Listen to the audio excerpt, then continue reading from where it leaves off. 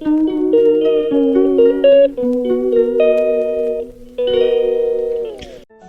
Guys, আমি চলে এলাম আরও নতুন একটি ব্লগ নিয়ে। ব্লগটা হচ্ছে আমি আর মা যাচ্ছি দিদি বাড়ি। হঠাৎই ঠিক হয়েছে, তো কালকে একটা জায়গায় যাওয়ার আছে। কোথায় যাব সেটা কালকের ব্লগে দেবো, আর আজকের ব্লগটা তোমরা কন্টিনিউ দেখতে থাকো।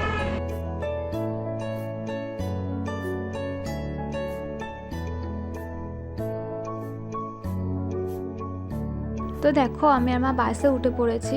তো আমি চাইলে ধুবুলিয়া দিয়েও ট্রেনে উঠতে পারতাম, কিন্তু আমাদের এখান থেকে না লালগোলাতে মানে ভিড় হয় একটু বেশি, আর ছোট্ট গেট থাকে যেহেতু।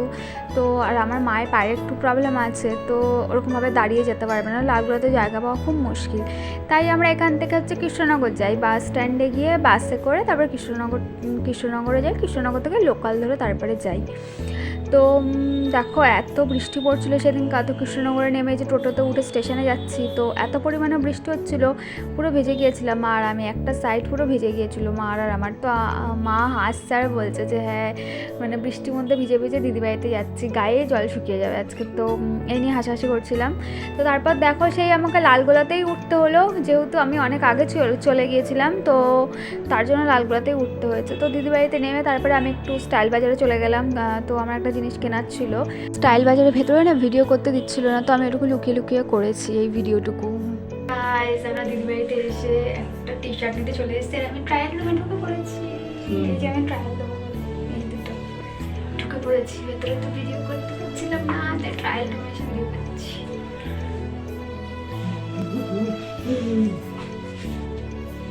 2000 years later. দিদি বাড়ি চলে এসেছি, আর এসে ঘুরতেও বেরিয়ে পড়েছি। চলো দেখা যাক কোথায় ঘোরা যায়। হয়ে গেছে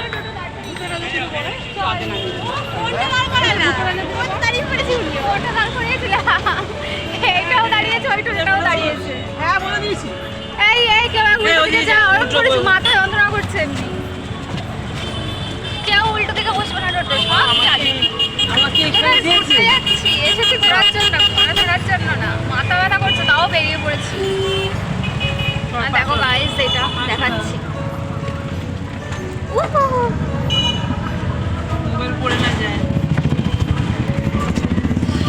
তো গাইজ আমি না ওখানে তোমাদের দেখাচ্ছিলাম দিদিবাড়ির সামনে ড্রিমল্যান্ড আছে, তো হোটেলটা এত সুন্দর সেটাই তোমাদের দেখানোর চেষ্টা করলাম, কিন্তু আলটিমেটলি টোটোটা আগিয়ে যাচ্ছিলো বলে ঠিক করে দেখাতে পারলাম না। তো আমি আরও একদিন তোমাদের ওখানে গিয়ে দেখিয়ে দেবো। তো দেখো এটা হচ্ছে কল্যাণীর ওভার ব্রিজটা হাই রোডে, তো ব্রিজটাও সুন্দর, আর রাস্তাগুলো তো কল্যাণীর রাস্তাগুলো এত ভালো লাগে আমার। তো আমি সেটাই বলতে যাচ্ছিলাম যে কল্যাণীর রাস্তাগুলো খুবই ভালো লাগে আমার, আর এত পরিষ্কার হয়। তো বন্ধুরা তোমরা জানোই কল্যাণী হচ্ছে অত্যন্ত পরিষ্কার একটি মানে জায়গা, রাস্তাঘাট এত সুন্দর পরিষ্কার। কল্যাণীর রাস্তাগুলো এত পরিষ্কার না, আমার এর জন্য কল্যাণী খুব পছন্দ, খুবই সুন্দর। রাতের বেলা তো আরো সুন্দর লাগছে দেখতে ব্যাপারটা।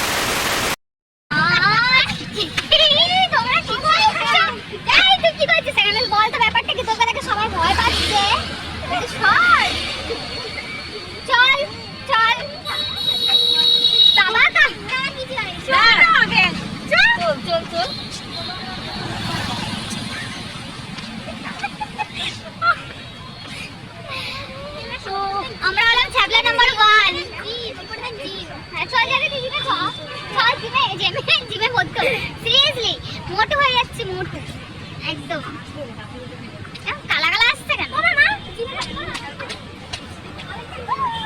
ফাঁকা রাস্তা, আর আমি ফাঁকা রাস্তার হচ্ছে হিরোইন। ফাঁকা রাস্তা পেয়েছি, এখন নিজেকে আমি হিরোইন মনে করছি একদম।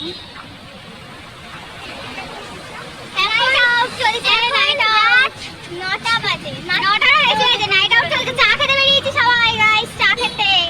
কি করবো রাতেবেলা টাইম এসে দেখেছে। টোটোওয়ালা চলেন কিছু খাবো, দোকানটার সামনে দাঁড়াবো একটু, এই বিমানের সামনে যাবো।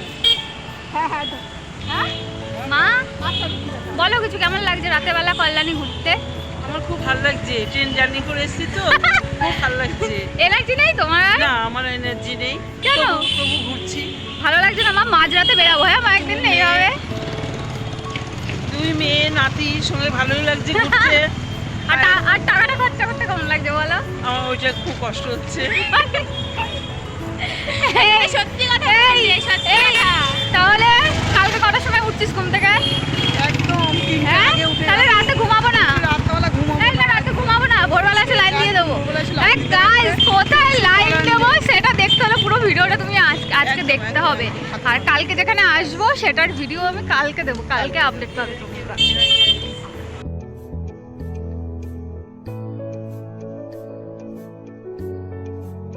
খেতে চলে এসেছি গাইস, খেতে। যেখানেই যাই খাওয়াটা আগে লাগে। ডায়েট আমার মাথায় উঠে গেছে, ডায়েট ফাইট কিছু হবে না, প্রচন্ড পরিমাণে খিদে পেয়ে গেছে। ঘুরতে ঘুরতে চলে এলাম খেতে, এই যে বসে গেছে।